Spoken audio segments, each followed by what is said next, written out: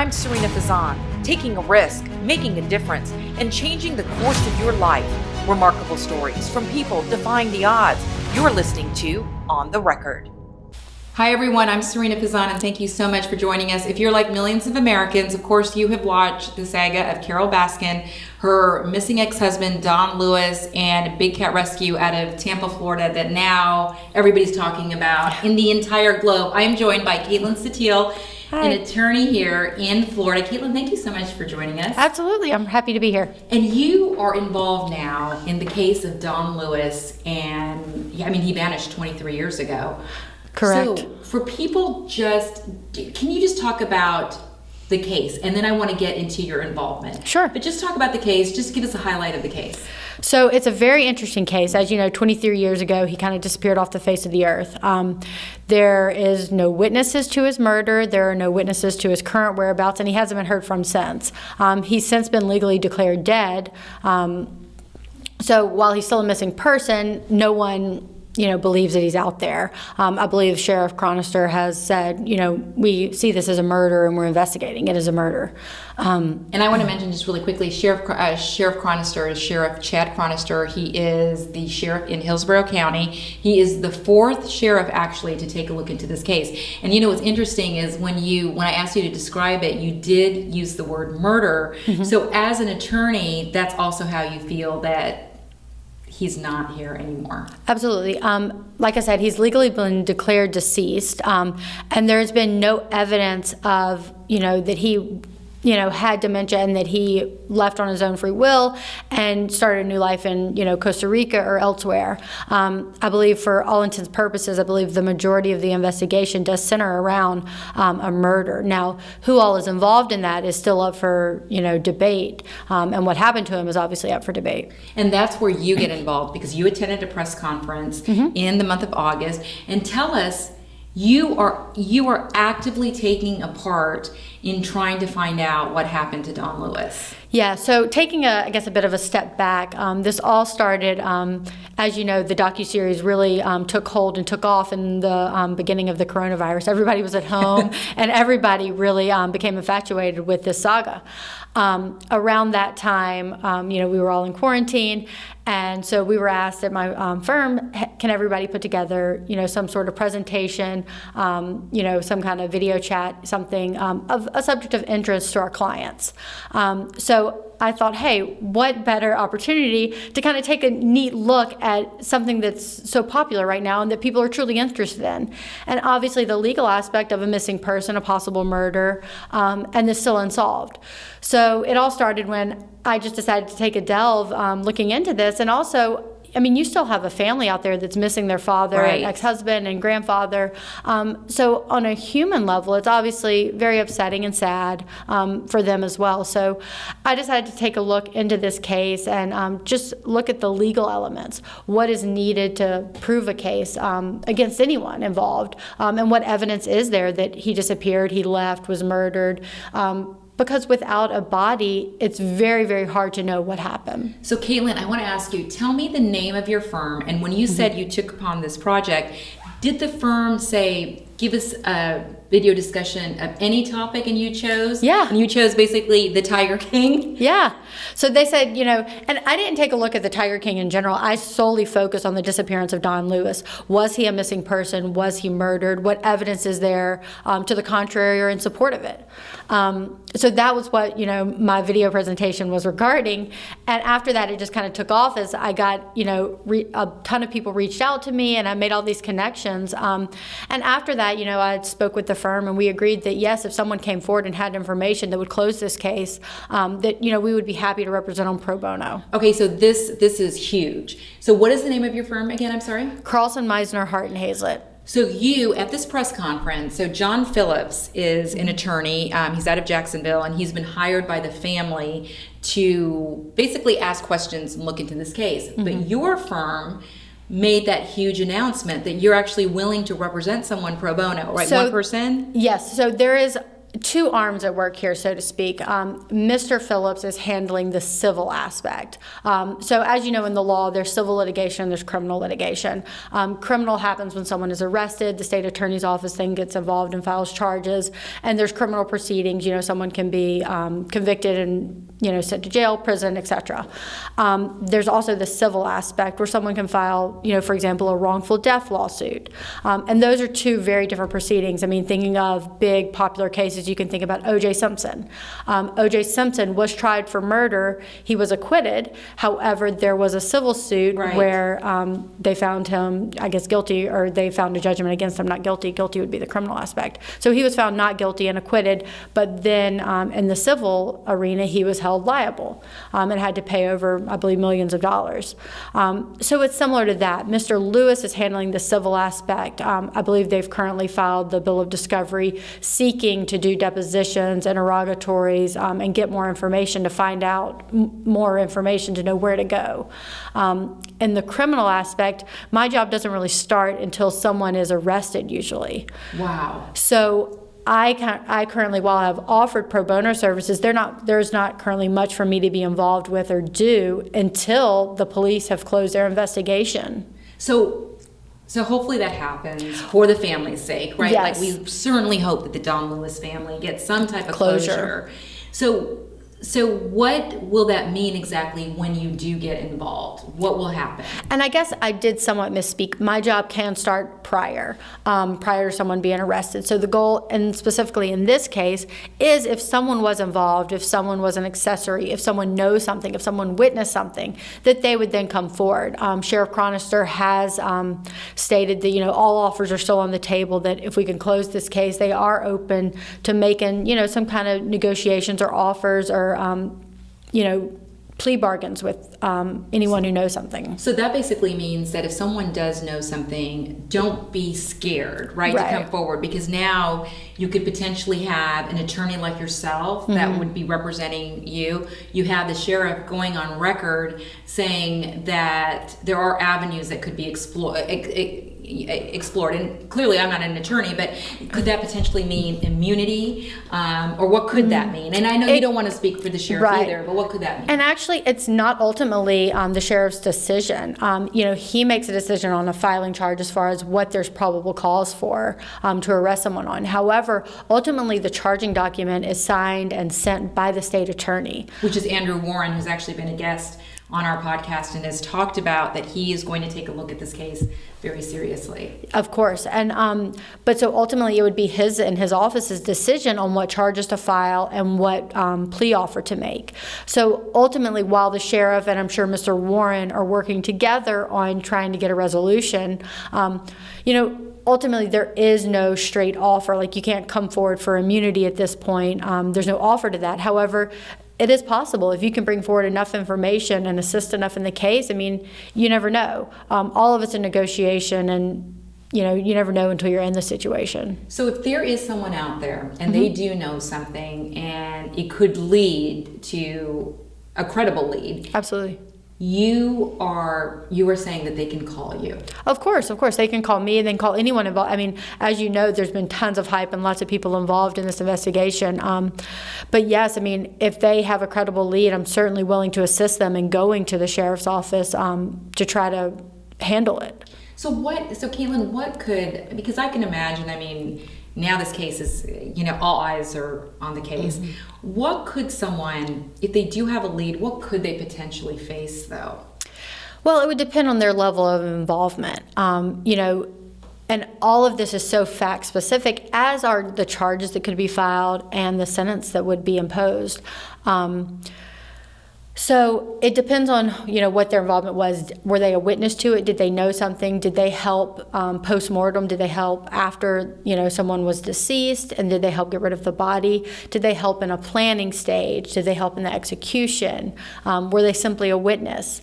all of these things, vary because, there's also statute of limitations on some charges. Now, if they were actively involved in the murder, the statute of limitations for murder is obviously... there's no statute, right? For there's murder. no statute of limitations for murder. Now, accessory and things like that. And accessory, I believe, I would have to look into, but I believe it would also fall in that category. However, things, I know someone was worried about forgery or perjury. There's statute of limitations that would protect people in those situations.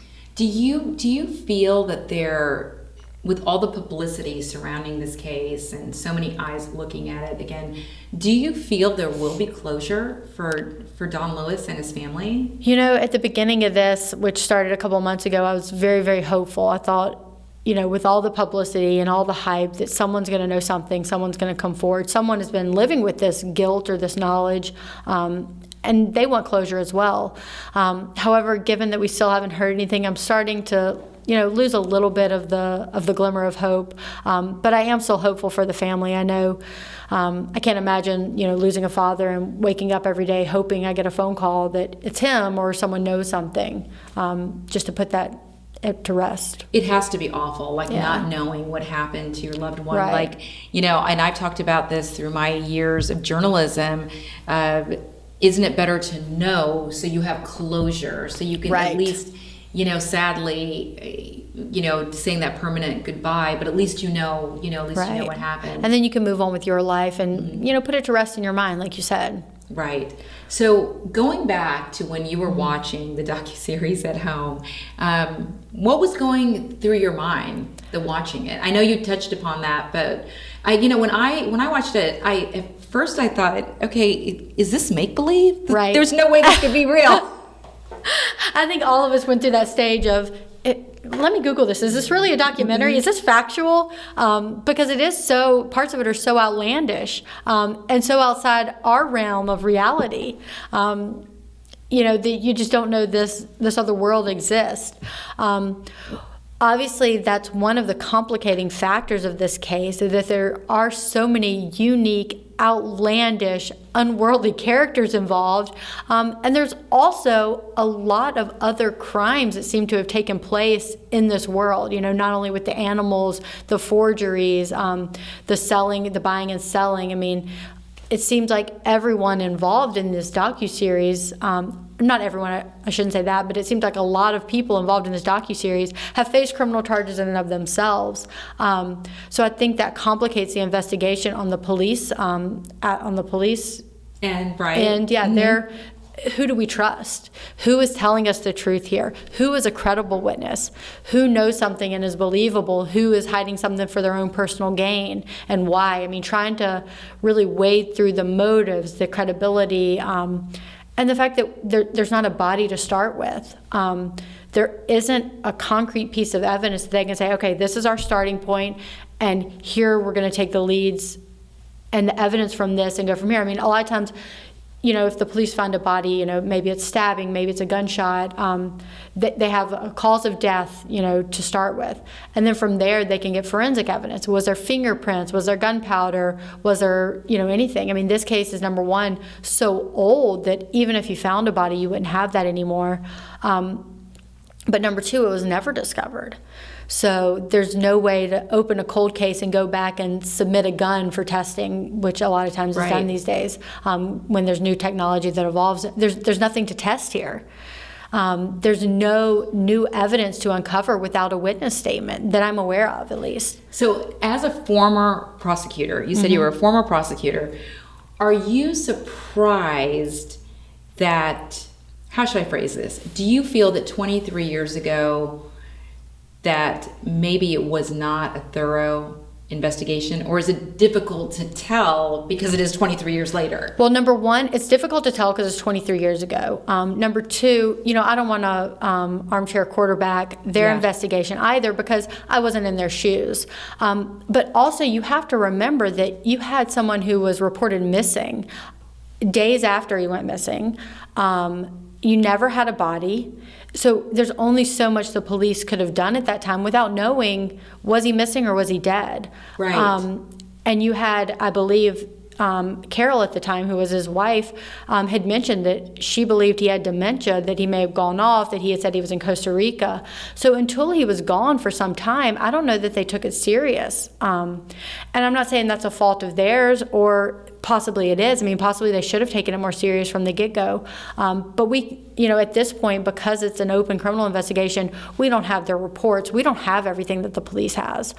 They may have more information than we know, or certainly they do. I'm actually certain the police have more information than we know and have at this point. And typically, when you say that, it is true, because a lot of times they know more Absolutely. than they're telling us, and they have to do that because they need to close the case, or they need to keep some elements not in the public, so only the guilty party would know. But in missing person cases in general, it is very important for someone for it to be reported immediately, right, so authorities can step in. Right. I'm sure you've seen, the TV shows that are the first 48 hours are the most important when a person goes missing, because that's, gives you a timeline of how far they could get, where did they go, what was the last cell phone activity, those kinds of things. Was there any activity on the credit card? When were they last seen? Who saw them? Where, when, how? What was their state of mind? All those things that, 23 years later, we don't have any of that. Right. And we certainly can't go down the road to the gas station and say, hey, did you see his truck drive by or his van drive by? Because we don't know who was working. Where do the officers even start to form an investigation at this point? So without knowing what their investigation from 23 years ago found, maybe they did do that. Who's to say they didn't go to everyone around and try to find witnesses and nothing was turned up? Right. Maybe this was a perfect murder. Maybe he went missing. It's so hard to say. I know a lot of people have really criticized the investigation, and I'm sure the family is immensely frustrated. If I were in their shoes, I of course would be too. But without knowing, what the police know and what they did, it's really hard to fault them just yet. Absolutely, because I really do have the greatest respect for law enforcement and the sheriff's office. They have a very, very tough job. And of course, you and I, of course, can sympathize with the family. Any family would want answers. But I honestly do feel that law enforcement is working as hard as they can to try to find, the answers to what happened. And, they have a moral obligation as well. I mean, they can't arrest someone if they don't have probable cause. And a probable cause is held by a reasonable person standard. So they can't arrest someone based on a hunch. I know millions of people out there have a hunch that Carole Baskin killed her husband. But the police can't operate under a hunch. They can't say, she made inconsistent statements about something irrelevant and arrest her for this. And furthermore, the state attorney's office has a moral obligation and a duty to uphold the law. And their job is to only file criminal charges they believe can be proved beyond a reasonable doubt. I'm glad you brought that up to explain. You cannot arrest on a hunch. No. I mean, you need solid evidence to back up that arrest. Absolutely. And that's their duty. I mean, that's what they're sworn to do. They're sworn to serve and protect, and they're sworn to serve and protect Carole Baskin and you and I all the same. So, while they should be investigating this and they should be doing, uncovering every rock and lead and putting full resources to it, we also have to understand that, from their perspective and for the perspective of every citizen out there, they are respecting their job and the rights of every citizen. So let me ask you this. Here you are, you do this video presentation to your firm. Were you the only attorney that did the video presentation on the Tiger King? I was. Okay. How many attorneys are there in your firm, approximately? There's about 15, 20. Okay, so here you are, you do this video presentation. Now, fast forward several months, you're offering this firm, and the firm backs you, representing someone pro bono if they have any leads, and you've been interviewed now by Netflix, correct? Correct. Okay, so talk to me about that experience. 34 million people watched that docuseries. So what was that like for you to be contacted and now to be interviewed on a show that I'm sure tens of millions of people are going to watch? It was completely overwhelming and surprising. I mean, here I am just day to day, doing my job, meeting with clients, going to Zoom court, handling all of our stuff, and then all of a sudden, hey, can we come interview? Sure. I'm happy to answer questions. I'm happy to do what I can. Not thinking that this is really part of our job. This is just something that I took an interest in on the side and wanted to help get closure. And then all of a sudden, we have a camera crew show up at the office, and we're all like, whoa. But it's been exciting and fun, and it's certainly interesting. So tell us a little bit about, and I'm anxious to watch it and see when you're on. So tell us a little bit about you, though. How did you get to this point? So you are in defense. You're in criminal defense now. You were, again, a former prosecutor. But how did you get to this part? And you told me you never even thought you would go into criminal Absolutely law. not. It was funny. When I graduated law school, I majored in when I graduated from undergrad, I'd majored in public relations. And so I started looking at jobs and just didn't find the right fit for me at the time. And so I thought, I'll go to law school, started looking at grad schools. I'll go to law school. Okay. And I thought I would end up at some, corporation doing communications type work. My idea at the time was I'm going to be a segue between the legal department and the communications department, because oftentimes when there's a crisis, legal wants to say nothing, communications wants to get out front. So that was the whole idea. And then I thought, well, maybe I want to practice environmental law. So I looked at schools that had great programs, and being from Georgia and close to Florida State had a great program. So I ended up going to school there, and thought when I started law school, I'll never practice criminal law. The only reason I took criminal law 101 originally was because it was a prerequisite. A requirement. Yeah, it was a required course, and I was like, okay, I'll take it. And talk about fascinating. Immediately, it's just fascinating. And then I ended up, long story short, doing an internship at the state attorney's office in Tallahassee, and just loved it. So when I graduated, I thought, I'm going to get some courtroom experience. It's great trial experience. You learn the law, you learn evidence, you learn procedure. I'll be a prosecutor. And I ended up doing that and also loved it. It's a very fulfilling, wonderful job. But we were living in Tampa, and I was working in Pinellas County, and I did that for about 4 years. But then as we were starting a family, I wanted to be closer to home and have a little more stable hours and expectations. So I ended up going into civil litigation over in Tampa, which just wasn't the right fit for me. It's a lot of behind-the-desk work. And so then I, had a couple of babies, stayed home with them for a little bit, and then I jumped back in and ended up joining the criminal defense firm, which I was uneasy with at first, unsure of the kind of clientele I would have. But honestly, it's been so rewarding. I've represented so many nice people that have just gotten themselves in sticky situations, maybe drank too much and drove, which, people make mistakes, Absolutely. sadly. I know, Good and people. believe me, on all, on anything. Good people make bad choices. Good people make mistakes. There's disagreements within families, disagreements between, bosses and employees. There's so many situations that, people get themselves into. They may have a drug addiction. And so there's just been a lot of really good people that I've been, overwhelmingly pleased to represent, and I'm happy to have, met these people and been able to help them. Well, they're so lucky to have you. So tell me, Thank you. how old are your kids now? I have a 1-year-old and a 4-year-old. Oh my gosh, aren't kids the best too? Yes. They are like the greatest thing, Yeah, right? I have 2 little girls. Oh, so adorable. So they probably, the 1-year-old wouldn't have been watching The Tiger No. King. The 4-year-old wouldn't Definitely have been allowed. wasn't watching The Tiger King either. So what does your husband think about all this? Is he like, He oh my thinks gosh? it's fascinating. He's like, what have you gotten yourself into? Only you could turn this into, and it was just total happenstance. None of this was planned, and it's just kind of snowballed.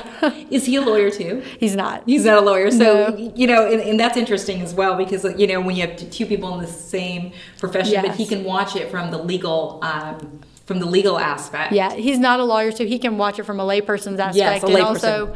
also ask questions that he thinks, lay people may be interested in this. This isn't common sense. But also, having been, married to me for so long, he's got a good legal backing, and he's also really smart and very analytical. So he'll come up with all these crazy questions that I wouldn't have thought about. And I'm like, well, that's a great question, What kind of questions has he asked you, and what does he do for a living? Well, he is a supplier risk analyst. So like I said, he's very analytical, very into the analysis.